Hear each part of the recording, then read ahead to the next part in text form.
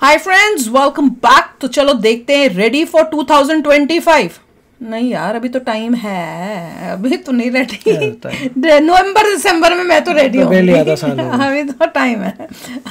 Toxic delay है। सालार 2 spirit Ramayan, ये क्या है देखते हैं। ये सब डिले हो गई है क्या?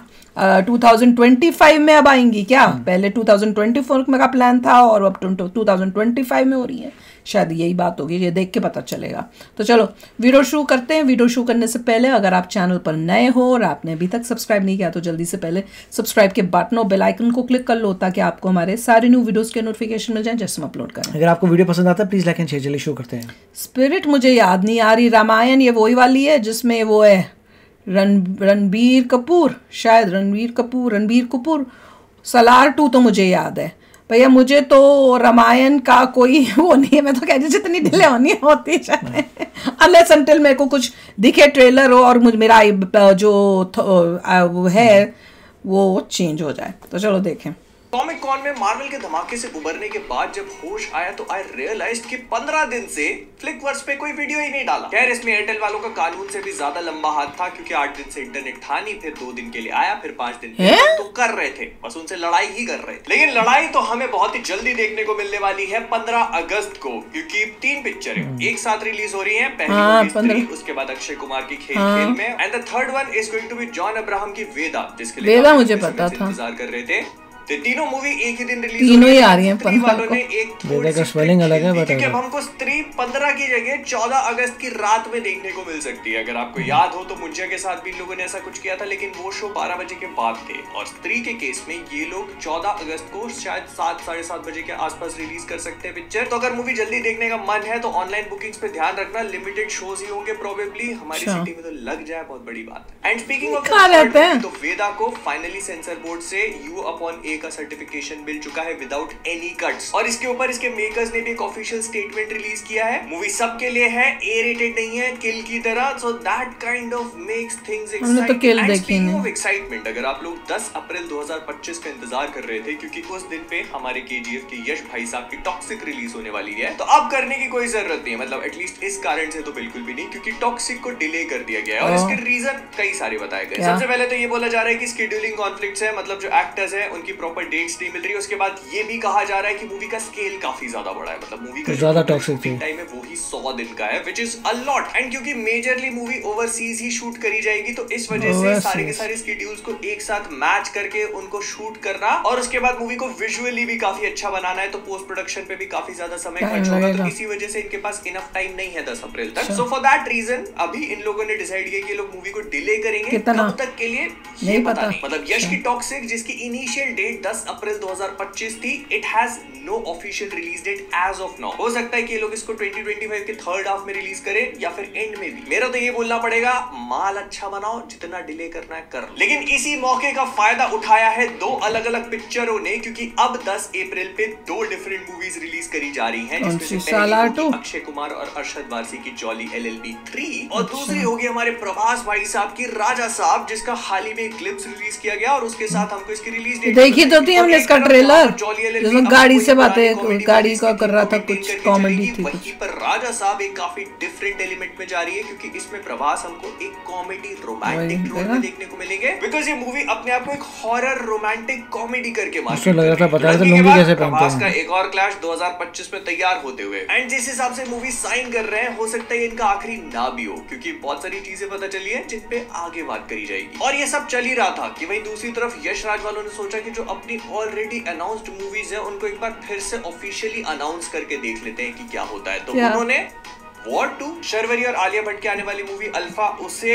पठान 2 और पठान वर्सेस टाइगर इनको री अनाउंस कर दिया ऑफिशियल तरीके से। पठान 2 भी आ रही है कि ये हमारे स्पाई यूनिवर्स को और भी ज्यादा बड़ा करने वाली है। बट ऑल इन ऑल आप इसको ऐसा भी समझ सकते हो कि ये इन मूवीज का क्रोनोलॉजिकल ऑर्डर है जिसमें ये सारी की सारी पिक्चरें रिलीज करी जाएंगी। और अगर इस हिसाब से देखा जाए तो हमको पठान और टाइगर का क्लैश 2026 से पहले तो देखने को नहीं मिलने वाला, बिकॉज वॉर 2 और अल्फा 2025 में है। पठान प्रोबेबली 2026 की स्टार्टिंग या मिडिल में कहीं फॉल कर सकती है। और फिर आएगी टाइगर वर्सेस पठान प्रोबेबली 2026 की दिवाली के आसपास कहीं। लेकिन हाँ, इससे भी पता चला है कि अनिल कपूर जो इसमें रॉ के लीडर होंगे, जो इन सब के ऊपर कंट्रोल करेंगे टाइगर, पठान और बाकी सारे कैरेक्टर्स को, वो मल्टीपल मूवीज के लिए साइन कर लिए गए हैं। तो war 2, alpha and most probably उसके आगे आने वाली मूवीज में भी वो देखने को मिल सकते हैं। पता चल रहा है उनको ही इस यूनिवर्स का थानोस बना के रखती है आगे जाके। यही इस यूनिवर्स का ट्विस्ट था, AGOG आई एम इनएविटेबल। लेकिन वहीं पर आदित्य धर उरी के बाद अपनी अगली मूवी को अनाउंस कर चुके हैं ऑफिशियली। इसका नाम अभी हमें पता नहीं चला, लेकिन पता चल चुका है कि किस चीज के ऊपर होगी। ये बेसिकली अजीत दोबियाल जो कि रॉ के एजेंट रहे हैं, उनकी रियल लाइफ स्टोरी के किसी इंसिडेंट पे बेस्ड होगी। अब वो कौन सा इंसिडेंट है? पाकिस्तान वाला तो नहीं है जिसमें गए थे? तगड़ी लग रही है, अच्छा वही लग रहा है, वही होना। Arjun Rampal, R Madhavan, Akshaye Khanna, Sanjay Dutt. Akshaye Khanna is a good choice. ऐसा बोला जा रहा है कि मूवी वही एस्पियोनाज थ्रिलर वाले रूट पे जाएगी जो उरी फॉलो कर रही है। कौन बन रहा है? अजीत दोवल का। But Raj and DK double side से गेम खेलते हुए, क्योंकि फैमिली मैन आता है उनका Amazon प्राइम पे, गर्ल्स गुलाब आता है उनका Netflix पे, और अब वो इसी चीज पे और भी ज्यादा डबल डाउन करते हुए, क्योंकि उन्होंने कोलैबोरेट कर लिया है एक और डायरेक्टर के साथ जिसका नाम है राही अनिल बर्वे। अगर आप इन महापुरुष के बारे में नहीं जानते तो आपको तुम्बाड़ देखना बहुत जरूरी है, क्योंकि ये मूवी इन्होंने डायरेक्ट करी थी। तो राही अनिल साहब जो है वो राज एंड डीके के साथ मिलकर अपनी अगली सीरीज गुलकंदा टेल्स लेकर आ रहे हैं Amazon प्राइम पे, जो प्रोबेबली कुछ ही महीनों में रिलीज हो जानी चाहिए। लेकिन इसी के साथ उन्होंने जल्द ही अपनी अगले कोलैबोरेशन को भी अनाउंस कर दिया, and that is going to be Rakt Brahmand. अब रक्त ब्रह्मांड है क्या, इसके बारे में बहुत ज्यादा तो बताया नहीं गया, लेकिन जितना समझ में आ रहा है वो मैं आपको बता देता हूँ। सबसे पहले ऐसा बोला जा रहा है नेटफ्लिक्स में आएगी, पीरियड फैंटेसी वाली सीरीज होगी, जो बनाने के लिए ये डायरेक्टर मोस्टली फेमस हैं। इसकी कास्ट में समांथा, आदित्य रॉय कपूर और वामिका गाबी को कंफर्म कर दिया गया है। एंड इसकी मार्वल से भी ज्यादा खुफिया तरीके से छुपा के रखा जा रहा है। बस इतना बोला जा रहा है कि इसमें लव होगा, डबल क्रॉसिंग होगी और पीरियड वाले फैंटेसी एलिमेंट्स को कैरी करेगा।